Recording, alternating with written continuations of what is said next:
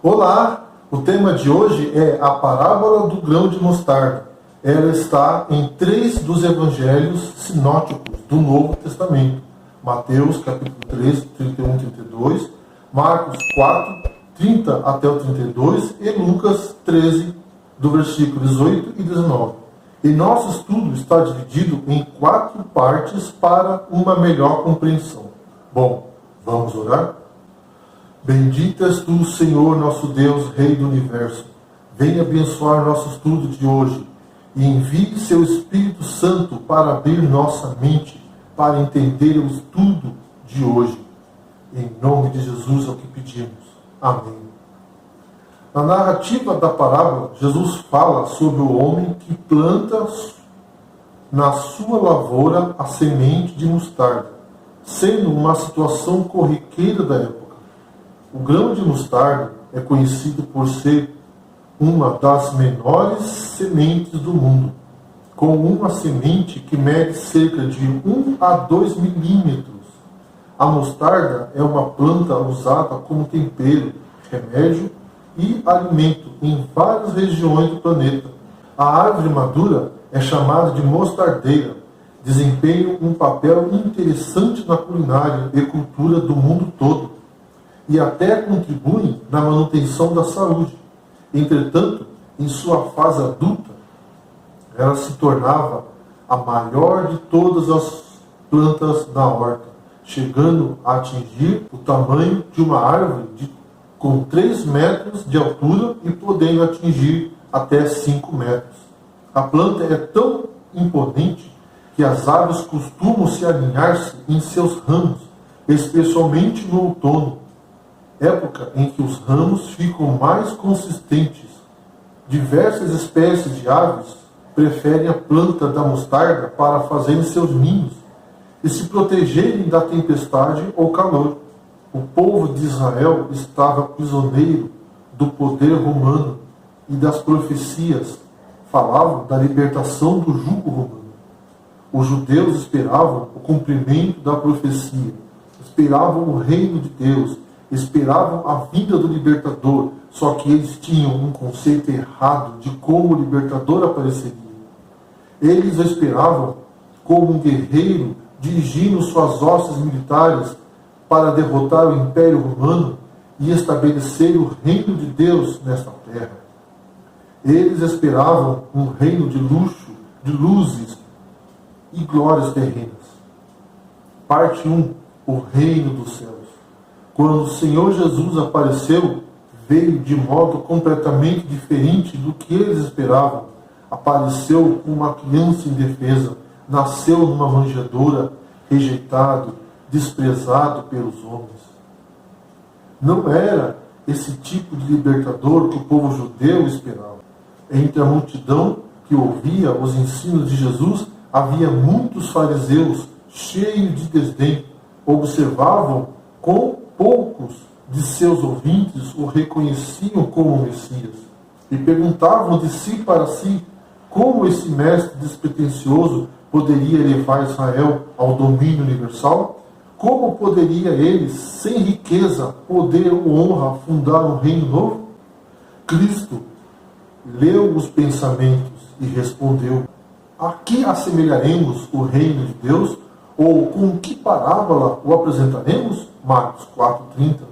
Em governos terrenos, nada havia que pudesse servir de comparação. Nenhuma sociedade civil lhe poderia fornecer uma símile. Vamos ler Mateus 13, versículo 31 e 32. Outra parábola lhe propôs, dizendo: o reino dos céus é semelhante a um grão de mostarda que um homem tomou e plantou no seu campo, o qual é, na verdade, a menor de todas as sementes, e crescida é a maior do que as hortaliças, e se faz árvore, de modo que as aves do céu vêm aninhar-se nos seus ramos. Então, esse humilde carpinteiro começou a chamar homens para fundar seu reino nessa terra. Chamou pescadores, publicanos, cobradores de impostos, e esse grupo de 12 homens começou a seguir o Senhor Jesus, temerosos, e perguntando Será que estamos tomando a decisão correta? Será que estamos acertando, deixando o nosso trabalho, que é a fonte do nosso sustento, para arriscar o nosso futuro com alguém que prega o reino de Deus, mas parece que não vai transformar nada? O Senhor Jesus observou a dúvida que martelava o coração de seus discípulos e então apresentou a parábola da semente de mostarda, querendo dizer que o reino de Deus pode parecer pequeno no início, mas crescerá. E um dia todas as aves do céu chegarão a fazer seus ninhos nessa árvore. O pequeno grupo que seguia Jesus, formando principalmente por pessoas humildes, recebeu a missão de pregar o Evangelho 40 anos após a ascensão de Cristo ao céu. O Evangelho alcançou desde grandes centros do Império de Roma até lugares mais distantes. Um grande número de cristãos foi morto nesse período e as chances de um pequeno grupo que anunciava a ressurreição de um carpinteiro crucificado anos antes, frente ao exército mais poderoso do mundo, parecia remota. Tudo indicava que a planta iria morrer, porém, os propósitos de Deus não foram frustrados. O Império Romano caiu e a planta seguiu crescendo, servindo de abrigo para homens de todas as raças, língua e nações, que, assim como as aves do céu, encontraram abrigo, refúgio e descanso na grande árvore do reino de Deus. Parte 2. Pequeno no início. A parábola do grão de mostarda não só ilustra o crescimento do reino de Cristo, mas em cada fase de seu desenvolvimento repete-se a experiência nela apresentada para a sua igreja em cada geração. Deus tem uma verdade peculiar e um serviço especial. A verdade oculta aos sábios e entendidos deste mundo é revelada às criancinhas e aos humildes. Todavia, o reino do Evangelho possui vida divina nas poderosas verdades confiadas a seus seguidores. E como foi rápido o seu crescimento, que amplitude de influência! Mas o grão de mostarda deveria crescer e estender-se seus ramos por todo o mundo. Quando passassem os reinos terrestres, cuja glória enchia então os corações, o reino de Cristo perduraria ainda como uma vasta e forte potência. Assim, a obra da graça no coração é pequena ao princípio. É dita uma palavra, um raio de luz projetada na alma, exercida uma influência que é o início da nova vida. E quem pode medir os resultados? Para a sua igreja, em cada geração, Deus tem uma verdade peculiar e um serviço especial.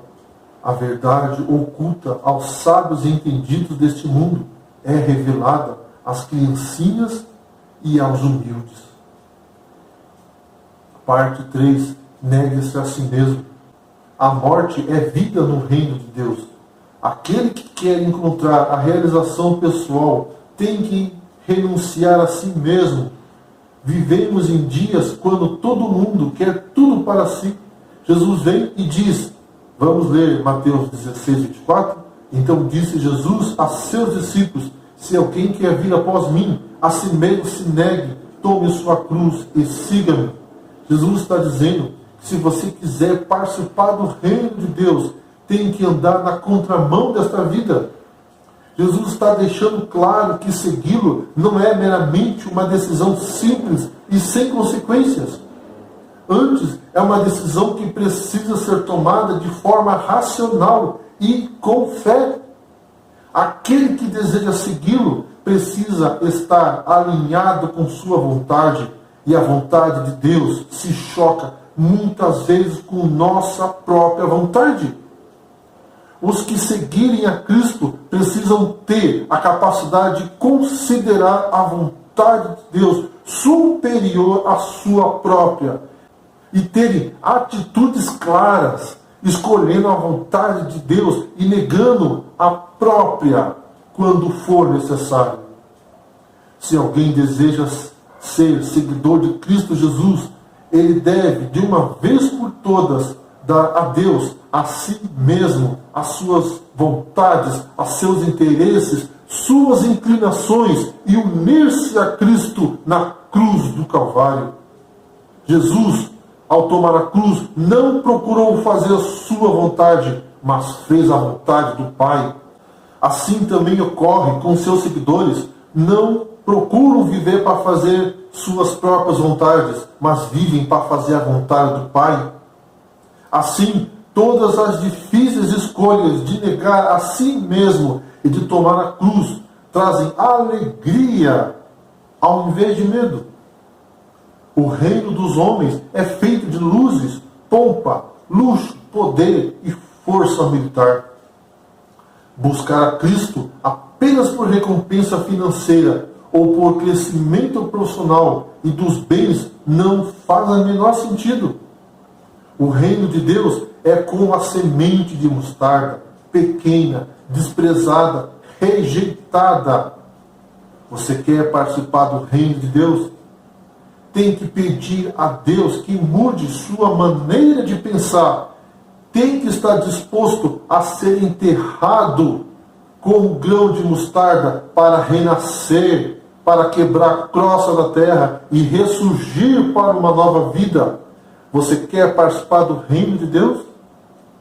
Vamos ler Romanos capítulo 12, versículo 2.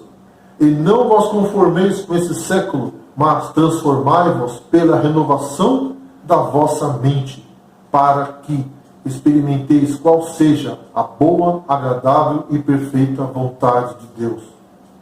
Não tenham medo quando as pessoas rirem de você, fizerem pouco caso ou o ridicularizarem por causa da sua fé.